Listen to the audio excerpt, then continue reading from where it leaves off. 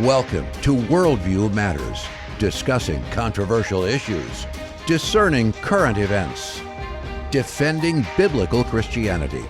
No topic off limits. And now, here's your host, David Fiorazzo.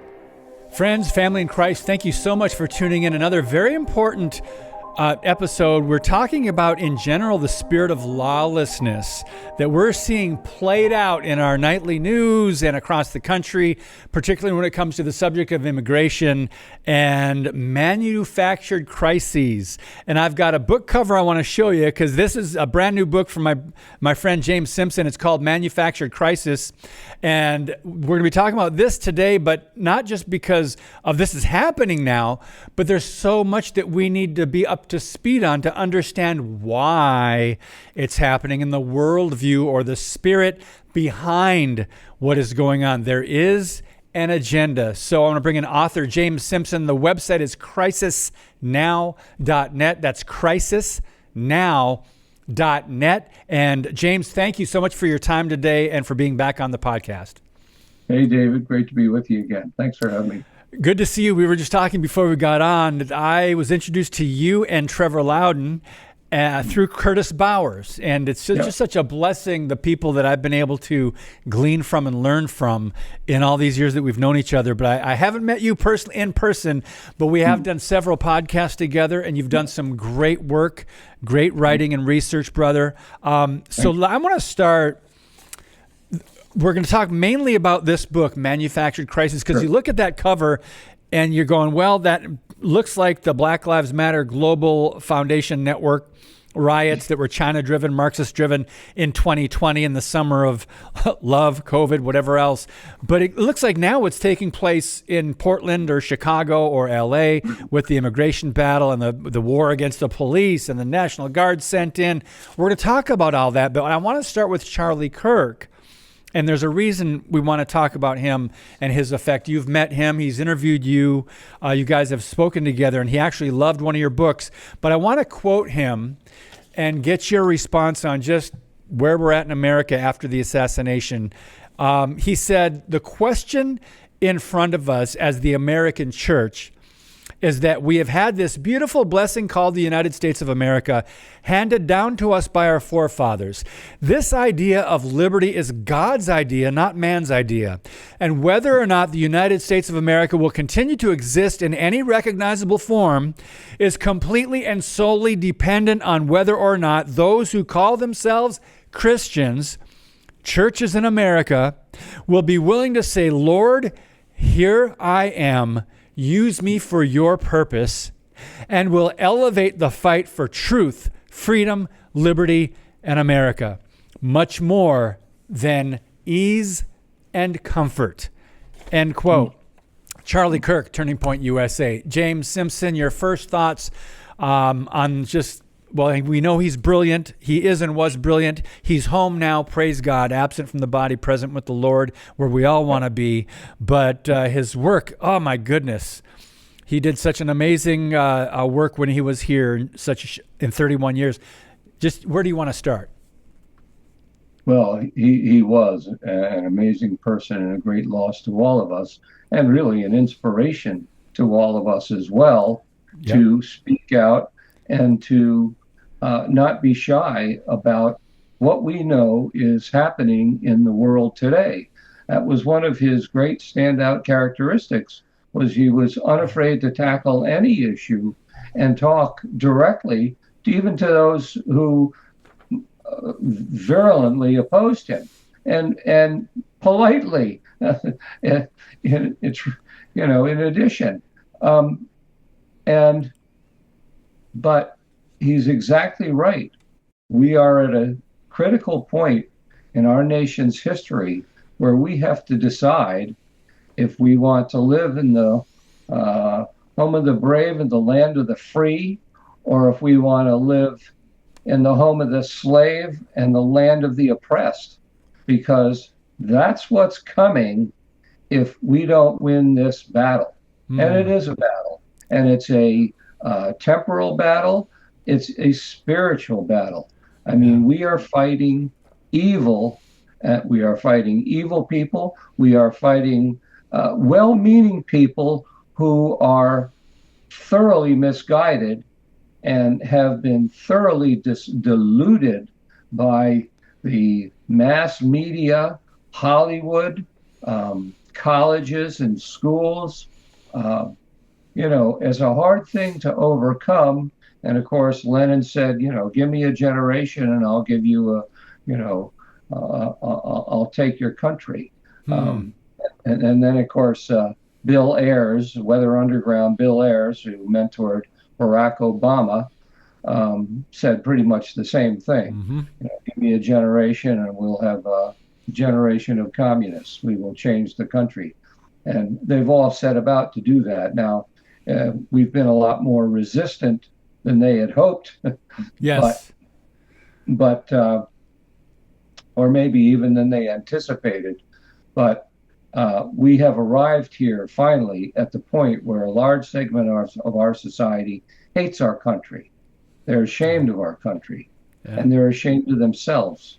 They're ashamed to be a part of it. And it's a level of ignorance that almost defies description.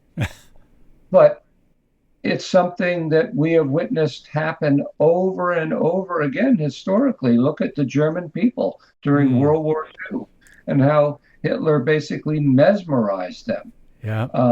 Look at how the people, they slavishly followed Mao and Lenin and the Soviets and the Chinese communists because if they didn't, they were dead. So there's slightly different motivation there. But many of those people were also true believers, the people that first created the first communist revolution. They were true believers at first, and then they found out they actually had to earn a living. And they discovered that peddling communism was a great way to become really wealthy and really powerful without lifting a finger. All you had to do was be willing to do just about anything. I remember that quote from The Untouchables where Sean Connery says, "What are you willing to do?" And the communists are willing to do anything. You're dating yourself now, Jim, quoting The Untouchables. I want to, something you sent me in an email, I just want to get you to expound on it a little bit. You said that you believe, and I believe this too, that what Charlie Kirk was doing in the last decade and the assassination and ripple effect of Charlie Kirk's life and legacy, it's a reawakening of Christianity and maybe even patriotism in America. And there's more resistance now, it seems, to what you say the communists and globalists together have been doing to destroy the West. Talk to us a little bit more about that and the effect that Turning Point USA is having.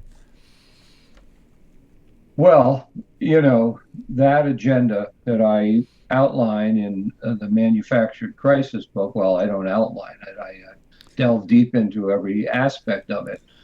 The globalists are communists. Let's just put it bluntly, or they are under the direct control of the communists. But I mean, for example, the United Nations Charter was written by Alger Hiss, who was one of the most famous Soviet agents, one of the most notorious ones in our history. And the Soviets just considered the UN an arm of their foreign policy. And it's not surprising because the UN has turned against the West in every regard. They've turned against Israel. They've turned against Western Europe. They've especially turned against America. And they embody all the different agendas, the population agenda, the environmental agenda, the DEI agenda, the economy, the ESG, turning corporations into funding vehicles for their agenda. I mean, this is all communist strategy, and they're all working it. And and Charlie Kirk was standing up to that and being very articulate and changing minds in a Yeah. Yeah. big way. And that, in my mind, is why he became a big target. And it's also why I pray for his wife every day, because I believe she's going to be even a bigger target now, because they will consider it a double win if they can get both of them. And this is just how unbelievably evil some of these people are. Absolutely no ethics. Lying is strategic. They consider lying a strategy. They don't consider it something they do as a last-ditch effort to avoid, responsibility for something. They do it deliberately as a strategy to mislead us. And but he was really inspiring a lot of people. He helped President Trump get the youth vote, and he was actually saving some people. Some people were turning to Christianity simply because of the way he talked about it. Yeah. I mean, he was an amazing preacher, even though he wasn't a preacher, And so his death shocked the Western world. At least it shocked those of us that had any sense. And we have, we elected President Trump now twice. And this is basically our way of saying we've had enough. But it took Charlie to lead the charge and articulate that out loud. And now we all have to follow that lead and speak out loud. We never had to put up with all this garbage.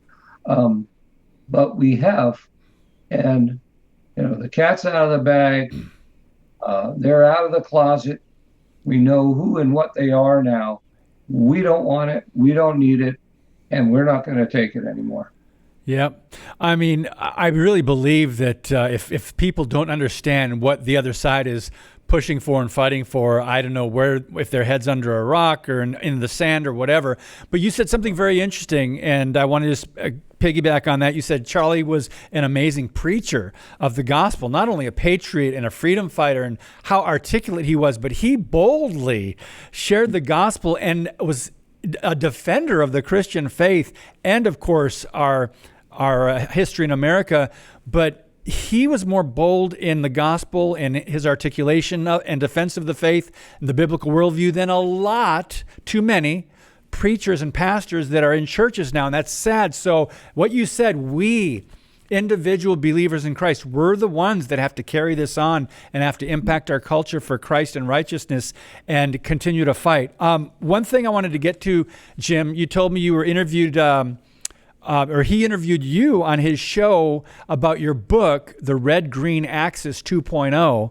And Jeff, bring up this cover. Now, you guys, you can get this on Amazon. And I just want to briefly mention it's a collusion between the Democrat Party, American communists, socialists, and other brands of, quote, progressives. And the red and the forces of Islamic Jihad are the green, so named because the color green carries symbolism in Islam. It's on their flags over there and everything. And gosh, just what the fight we have in our streets now between, it's not a fight, but the pro-Palestinian marches, and they're basically pro-Hamas. They've got the Palestinian flag. It actually is astounding. But one thing you said, Jim, and I'll let you speak. You said in an email to me, the left keeps proving everything I have said in this book, Manufactured Crisis, and my prior books. So what we're seeing played out in America, they're proving everything that you've said. Talk to us more about that. Well, really, yeah. And actually, the red-green axis, I guess because of Mamdani, his, very outspoken Marxism and attachment to radical Islam, that's become a top, because he personifies the red-green axis. So does Ilhan Omar personify the red-green axis, and Rashida Tlaib. These are people who all are part of the red-green axis. And, I wrote that second book in 2019. The first one, called The Red-Green Axis, Refugees, Immigration, and the Agenda to Erase America, was written in 2015. But, I've been writing articles about these things since 2002. And I became aware of what was happening in our country in 1987. I had an epiphany after a year-long independent research into answering questions for myself of why things were happening the way they were around the world. And honestly, I didn't sleep for 3 days. It was such an epiphany, a horrifying epiphany. I didn't sleep for 3 days. And then, of course, the more you talk about it, you point, oh, there's guys that had their epiphany in the 1960s. There's guys that had their epiphany in the 1950s. I talked with Cuban expatriates who had fought in the Bay of Pigs, for crying out loud. I got to know a lot of different people and how this agenda operates and what's going on in our country. And really, if you stand back and look at it, the same things were going on in the 80s, fighting Reagan, that are going on now, although now it's turned much more violent, much more vocal, and much more prevalent. But Reagan was canceled. Anybody that supported him was canceled. They were all smeared in the press, lied about in the press. A lot of Republicans of that day were afraid to say they were, Reagan supporters. It was only long after his two successful terms that, it became fashionable to say you were a Reaganite. But I was there at the time, and a lot of them weren't. A lot of them were horrified that he was too conservative. Same way we have a lot of squishy Republicans these days who are afraid of President Trump's bold stance on things, even though President Trump is absolutely correct and the American people are totally in tune with him. And that's why he has such a great following. And I hope it's even better. And I hope that the Republican senators and House Representative members don't screw things up by losing the 2026 election and giving this Congress back to the Democrats. That would be a terrible thing. So I was going to ask you this, but you're talking about the midterms. It seems like momentum is shifting, meaning it's still maybe leaning conservative. More youth are getting involved thanks to Turning Point USA.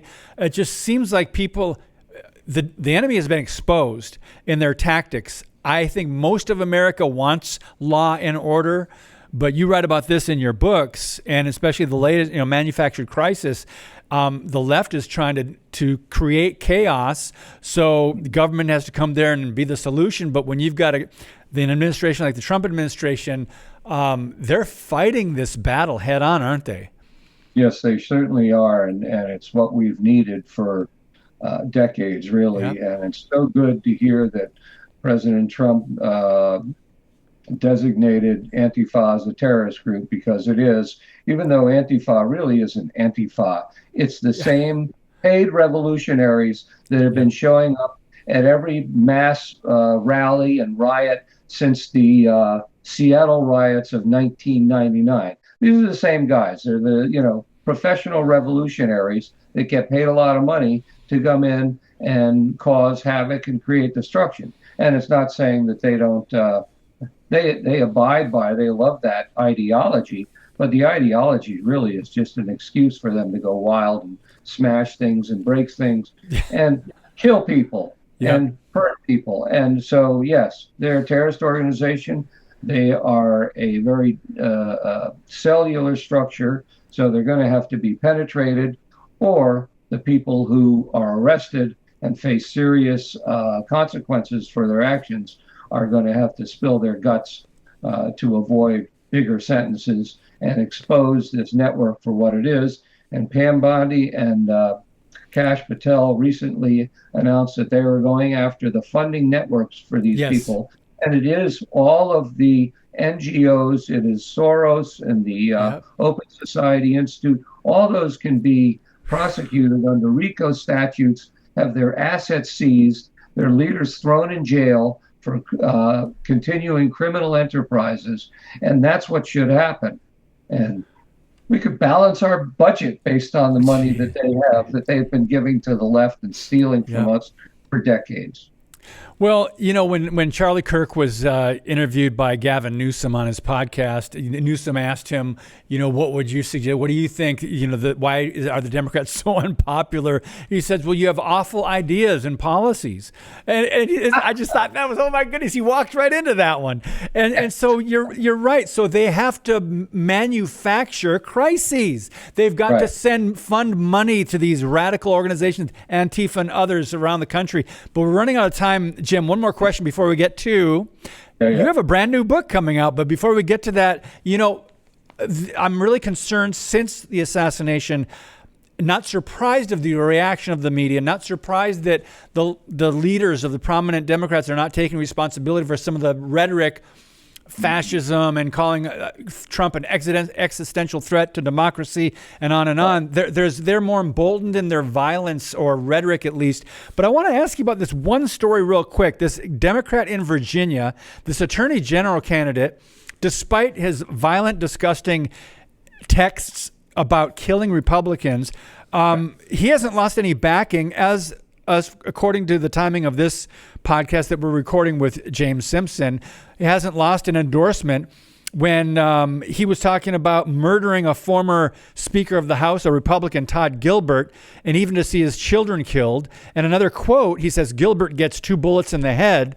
And this has come out, and it's like the Dems are not avoiding him. They're just not saying anything about it. What are your thoughts on where we're at? Well, basically, I think he embodies the attitude of a lot of people on the left. He just said it out loud. Yeah, he just said it out loud. Yeah. And Danny has said things like that, and not that explicit, but things like that out loud as well. And of course, Ilhan Omar says stuff like that, Rashida Tlaib, and they are all in one way or another trying to instigate violence on the part of the more unglued component of their membership, even though I think they're all unglued to one extent or another, to actually commit that kind of violence. And they legitimize it by making those kinds of statements without any pushback or without any objection from their own party. Yeah. One more thing before we get to your new book. I just happened to pull up over at Newsbusters. The Media Research Center does wonderful work, friends. How did the media report on this? Imagine if Trump or a Charlie Kirk or a prominent Republican or Christian, a pastor, would say something like that. Imagine the news would be all over the place. This guy named Jay Jones, his text messages in this story about killing Republicans or shooting the guy with the bullets in the head, 63 seconds on NBC. How much time did ABC, CBS, and PBS give it? 0. Goose egg. And you can look that up on Newsbusters, on newsbustersmrc.org. The nets are covering for the radicalism. They're covering for those who are manufacturing these crises, violent rhetoric. Anyway, we're done with that. I want to be done with it. I want to think about something good like Christmas, James. So you got a new book that's out now. It's called The Day Christmas Didn't Come. That's a little shift for you in what you're writing about. Tell us about this. Well, this is a book about a girl who wakes up Christmas morning, a girl who loves Christmas. She's 10 years old. She still believes in Santa, still believes in the spirit of Christmas, and that's important. And she wakes up Christmas morning and there's no tree and there's no presents, there's no nothing. And her parents don't even know what she's talking about when she asks them what happened to all the gifts, what happened to the tree and everything. And she goes to school, the same thing. She talks to her teacher, the same thing. As she's going through town, she notices all the places that used to be churches that had creches in front of them are now just like community centers or some other kind of building. And she goes to her backyard on a swing, and the tree starts talking to her. The tree, the old oak tree, starts talking to her, and he tells her she's the only one who knows where Christmas, that Christmas still exists, and in order to save it, she needs to go to this magic place where Christmas is made, called the Inner Kingdom, and she makes the decision to do that, and she is joined by Dewey Diggins the mole, Bruin the bear, and Jitters the squirrel on their year-long adventure to find the white reindeer who they hope will save Christmas.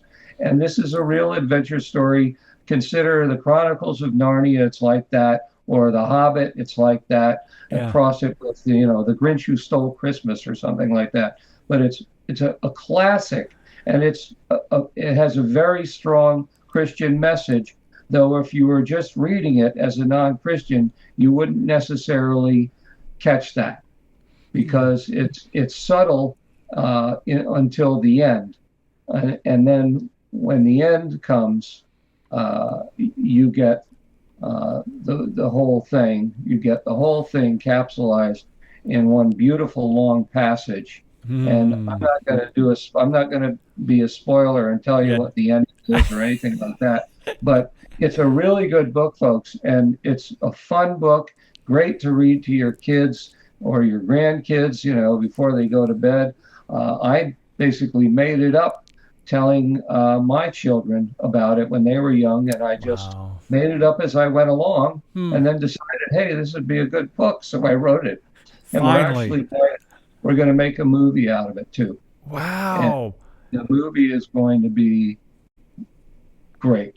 It's going to be a blockbuster. I hope and pray, because it really has a powerful message, and it brings back the kind of stuff that we knew about as kids at Christmas and enjoyed. We didn't have to go through any of these psychologically terrifying stories that they put out now about Christmas, all the woke nonsense blended in with everything. It really kind of, the story itself restores the idea of Christmas. Praise God. What a great timely book. It's already, we're moving through October quickly. Friends, it is over on Amazon, The Day Christmas Didn't Come. You can get it right now in Kindle or the hardcover, and James' website, crisisnow.net. We so appreciate this, and that book sounds wonderful. I'm going to have to check that out myself. Brother, thank you so much for all you do, and we'll do this again, Lord willing. Thanks so much, David. You're welcome. God bless you, friends, and as always, keep speaking the truth about things that matter.